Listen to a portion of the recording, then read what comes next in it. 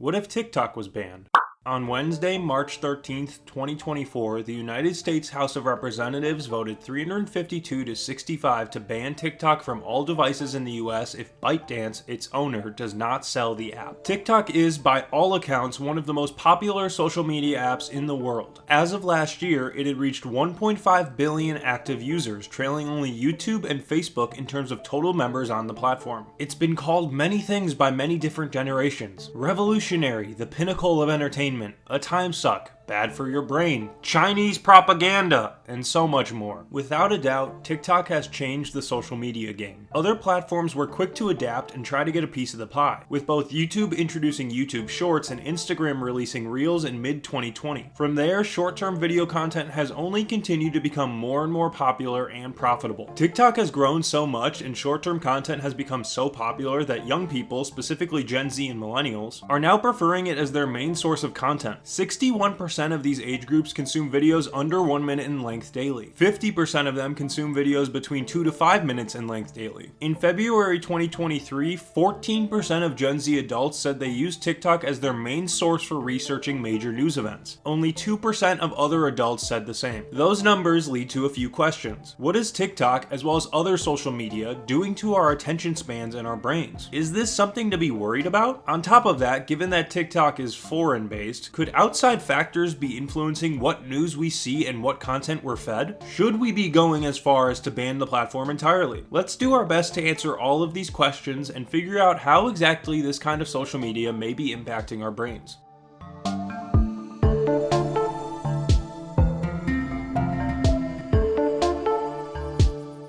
Are you familiar with the concept of TikTok brain? If not, it basically just refers to how the overconsumption of short-form entertainment, aka TikToks, reduces one's attention span to the point that they struggle with consuming long-form content. And this is beginning to be backed up by science. As TikTok's algorithm continues to log what videos a user enjoys most, it recommends more videos just like those ones. And because the algorithm is so good at doing so, TikTok can provide users with instant dopamine hits for hours at a time, or however long they feel like scrolling. Platforms like Instagram Reels and YouTube Shorts do this too, but we'll get to that more in a minute. I'll be honest, I feel like this specific worry about TikTok is legitimate. If users see something they don't like, they can instantly pivot to something they enjoy more. For developing brains, that's dangerous. It's damaging to our education systems, our workforce, and so much more. And if you think it's just worried parents talking about this, you're totally wrong. The fact of the matter is that TikTok themselves have released data on this. Nearly 50% of users surveyed by the platform said that videos longer than 1 minute in length were quote-unquote stressful. Another study conducted on users of the Chinese equivalent to TikTok, Douyin, found that almost half of the participants dealt with mild to significant addiction-like symptoms related to the app. There isn't enough long-term data out there to prove causality yet, but a worrying trend is definitely emerging. It appears that all of this short-form media is having a negative effect on our cognitive function. In other words, TikTok, specifically the extensive use of TikTok, makes our brains perform worse. And for kids and teens whose brains are still developing, it's scary to think about how stuff like this could impact them in the long run. Of course, TikTok isn't the only social media platform to have negative effects on people. Numerous studies have linked Instagram to self-esteem and body image issues in young girls and young women. There's also conclusive research that says that the extensive use of Instagram increases the risk of an eating disorder, particularly for young girls and young women. Outside of those two platforms, extended use of social media in general has negative effects. Multiple studies have shown that being on social networking sites like Facebook, Instagram, and others for too long may be related to signs and symptoms of depression. Basically, prolonged social media use has negative effects on all of our brains. It doesn't matter who you are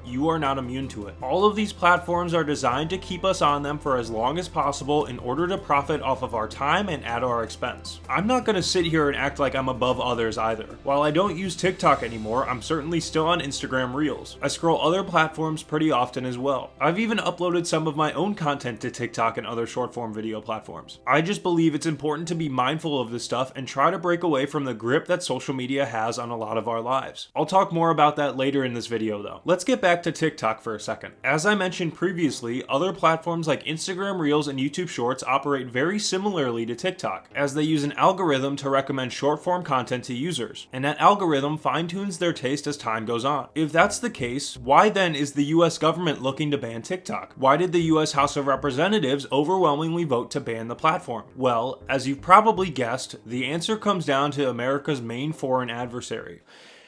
China. China. China. China. China. China. China. China. China. Yeah, what he said.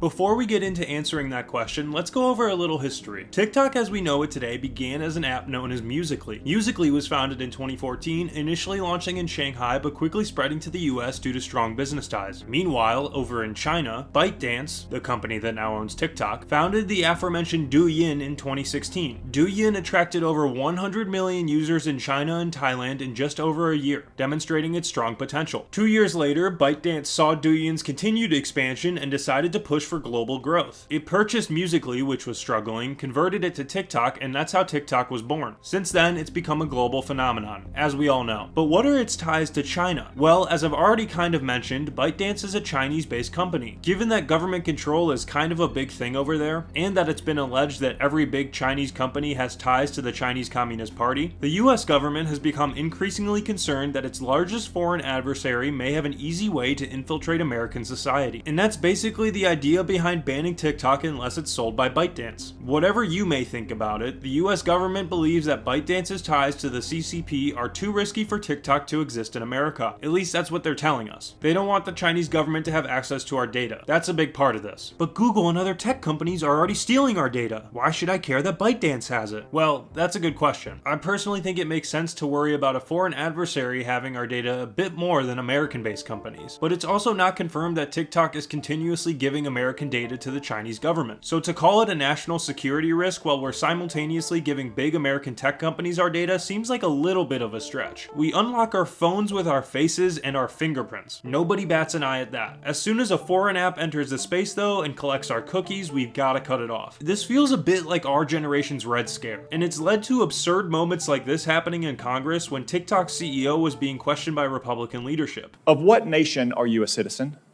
Singapore. Are you a citizen of any other nation? No, Senator. Have you ever applied for Chinese citizenship? Senator, I served my nation in asking- Singapore. No, I did not. Do you have a Singaporean passport? Yes, and I served my military for two and a half years in Singapore. Do you have any other passports from any other nations? No, Senator. Your wife is an American citizen, your children are American citizens. That's correct. Have you ever applied for American citizenship?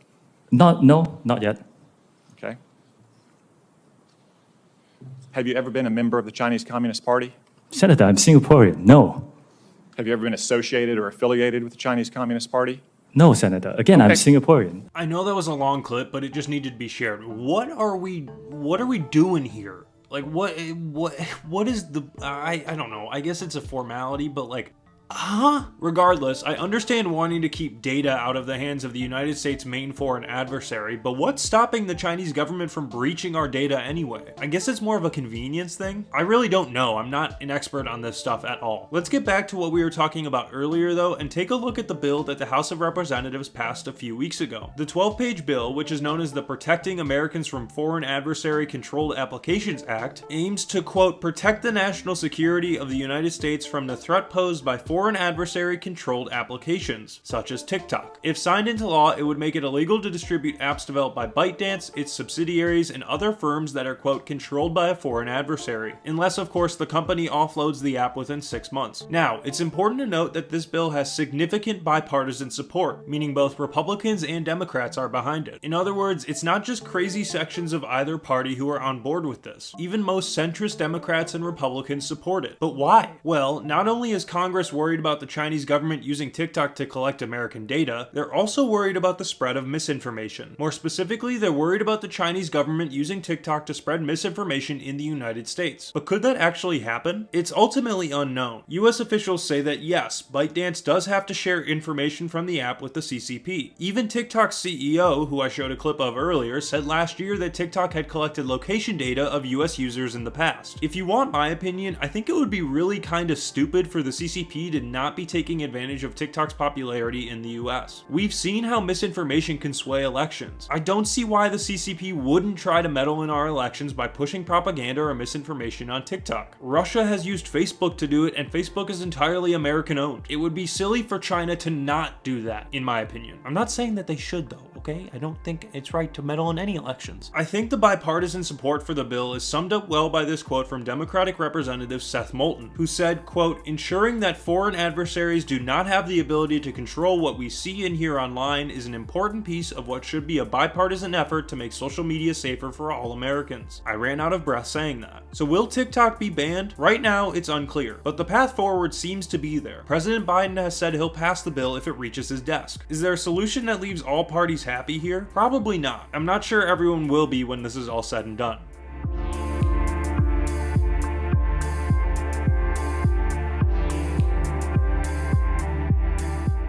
To keep TikTok unbanned in the United States, the simple and pretty much only solution is for ByteDance to sell the platform. I personally don't think any amount of lobbying is going to change the minds of those in our government, especially since there's so much bipartisan support for the bill. If ByteDance doesn't sell, then well, damn, there goes that platform. It'll probably still be accessible via VPN, but would consumers really go through the trouble of doing that when they can just use another similar platform like Instagram Reels? I doubt it. If there's one thing I've learned so far in the age of social media, it's that people have a pretty short memory. If ByteDance doesn't sell TikTok, people in the US will eventually forget about it, even if they're unhappy with the result at first. But let's zoom out to the bigger picture. Remember all those bad social media side effects I talked about at the beginning of this video? How do we solve those? To be completely honest, I'm not sure if we can. However, I do believe we can reduce the severity of these effects, and we can do it by limiting the amount of time that kids spend on these platforms. Now, look, I recognize that's a bit of a boomer take, but from a scientific standpoint, it makes sense. In terms of the dangers